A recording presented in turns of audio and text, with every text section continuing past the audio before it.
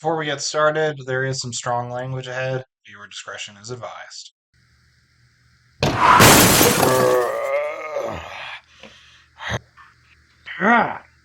What's the matter, D16? Rise up! Pathetic. Huh? Oh, would you look at that? Megatronus Prime. You would be a fan of him. He was the toughest, the strongest. That's why when I killed him, I took his cog for myself. Huh? Hey, can't you see I'm busy here? Oh no. I live, bitch.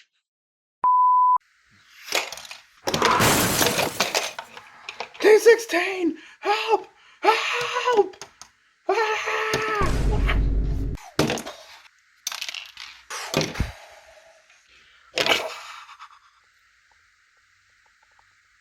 Revenge is mine. Who the fuck are you? Notice me, senpai! Welcome to ConvertAbot Reviews. I'm your host, ConvertAbot. And why the hell haven't you bought this thing already? Star of the show today is the Transformers Age of the Primes Megatronus. Also known as the Fallen. Also known as, holy cow, this guy looks incredible. I mean, outside of a very much Buzz Lightyear Zurg inspired head sculpt, he looks like he came out of the original Dreamwave comics. And let me tell you, I bloody freaking love this guy. For as much as I'm a fan of like higher end stuff, higher end collectibles, third party figures, I will not deny this is a fantastic buy, pickup. Seriously, again, why haven't you bought him? Let's get into it. Needless to say, Megatronus looks absolutely amazing. Seriously, they went all out on this figure, and hell, a clean-ass back too? Mwah! Perfect. In fact, before we go over accessories, I actually want to do his posability first. So, without further ado, The ball joint at the head. Full range of motion here. Actually looks up that far, down that far. He's actually really got a good range of motion out of the head. You can do a lot here. The arms can do a full 360 and are on a hinge. So that's good. But check this out.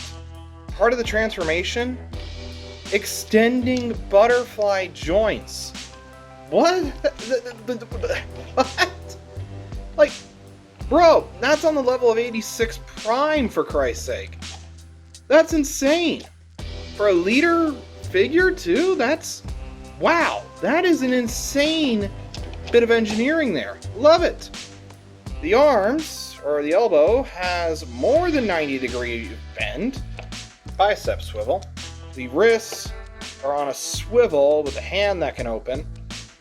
Granted, they're basically on a ball joint, which, yeah, you can get some more out of it, but, and then it breaks the sculpt.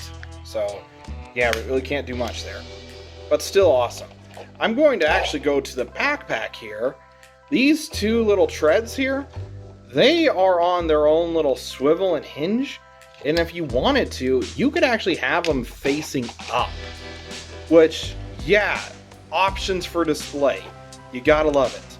These little turrets on his shoulder pads here. This one is on a hinge where it can swivel around. This one is also on a hinge and swivels around.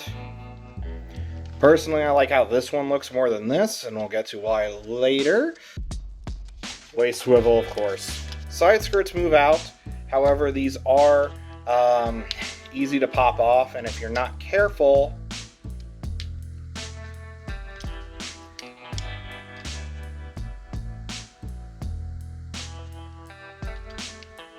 yeah, be careful with that. Alright, move these out when you're moving the leg, which forward that far, back that far. Bend 90 degrees at the knee. Thigh swivel with a foot that can move up that far, down that far, a beautiful ankle pivot. And here's something else. Part of the transformation, spoiler alert, that moves out. So if you wanted to, you can get even more range of motion. And of course, Megatronus Prime has the spread worthy of a Prime.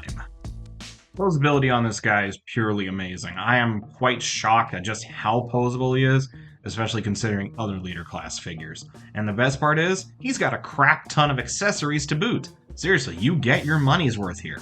First accessory on our list is the Requiem Blaster, Megatronus's primary weapon, and one hell of a cannon to boot. Alright, made by Solus Prime, his love and unfortunate victim. But also supports his sigil on the side here, you gotta love it. And it can extend as well, granted that is for the transformation. It does come with a extra barrel attachment, more for the transformation, but you can use this as a normal gun barrel here or have it put on any one of these ports to actually get some more, dynamic showings out of it. Yeah, firepower isn't his issue. As for melee weapons, you do get a pair of weapons here, a small sword or knife, and a spear, axe, thing, I don't know. Either way, they can combine, and he can hold either or, dual wield them. The axe, blade, or whatnot is completely rubber. You will not hurt yourself with this thing, no matter how much you want to try. And because they have multiple 5mm ports, you can pretty much plug them anywhere. Very nice. And again, melee weapons locked in. Let's go. Crazy thing is, we're not done with the accessories. He still has some flame effect parts that can be placed on him as well. Bigger ones go on the shoulders, however, you can put them on any place where there's a 5mm port. Granted, the larger flame effect tends to be a little loose, so just be mindful of that. Now, I will say this, with the flame effects attached, holy cow, this guy is, first off, a spitting image of the Dreamwave comic. Second off, it just looks amazing. This extra bit, talk about your aura farming. He looks amazing. Crazy thing is, he's still quite big. Here is Age of the Prime's Megatronus next to the Blocky's Classic Class Sentinel Prime, the Studio Series TF1 Megatron, the Transformers Legacy Blitzwing, another tank former, the Black Mamba Tarn, the Age of the Prime's G2 Grimlock, and the Age of the Prime's Solus Prime, and the closest representation I can have of this guy, the Studio Series 109 Concept Art Megatron, who, in my opinion, it's either going to come down to one of these two to be a pre-tool for 86 megs, but hey, we'll find out probably by the end of this week. Though personally, I want it to be Megatronus, especially after this transformation. Cue music. Let's go.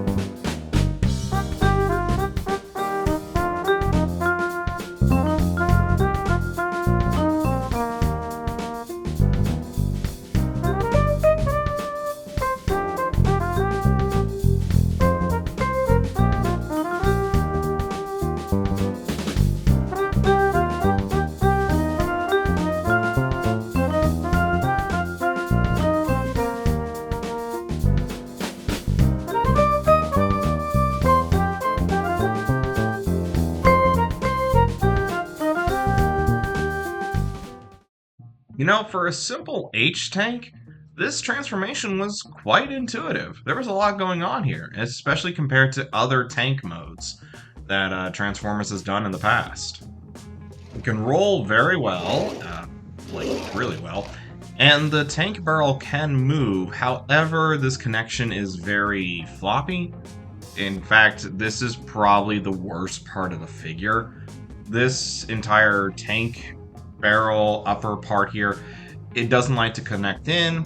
The arms are only connected into one point, so it flops around all the time. It's not a complete flop, but there's a lot to be desired here. At least the rest of the tank holds together very well. On top of that, you do get storage for his weapons and the flame effect parts. Essentially, again, they're all on 5mm ports, so you can throw them anywhere. As long as you got a port, you got a goal. Or something along those lines. Size comparisons, here is Megatronus next to Blocky Sentinels Prime, Solus Prime, the TF1 Megs, Legacy Blitzwing, Age of the Primes Grimlock, the Black Mamba Tarn, and finally Studio Series 109 Megatron.